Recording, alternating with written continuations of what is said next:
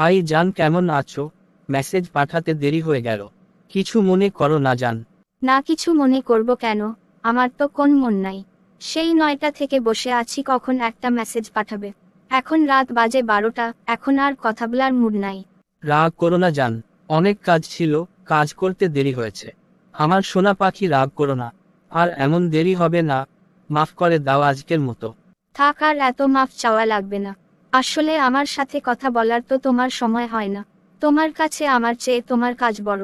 আমি চাই না আর কথা বলতে। তুমি তোমার কাজ নিয়ে থাকো, আমি চলে গেলাম। এত রাগ করো না জান শ্বশুরি। আর এত বলে লাভ নাই। আজ থেকে আর কথা হবে না। বাই। আর কি কোন দিন কথা হবে না? না, আমি আর তোমার সাথে থাকতে চাই না। নতুনভাবে আমি জীবন সাজাতে চাই। সামান্য একটা কারণে ছেড়ে চলে যাচ্ছ?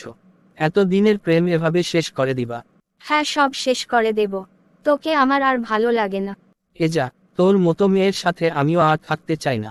একটা কিছু হলে রাগ করে, সব সময় প্যারার ভেতরে রাখে। আজ থেকে আমিও মুক্ত। তোদের মতো মেয়ের সাথে আমি আর কথাও বলবো না।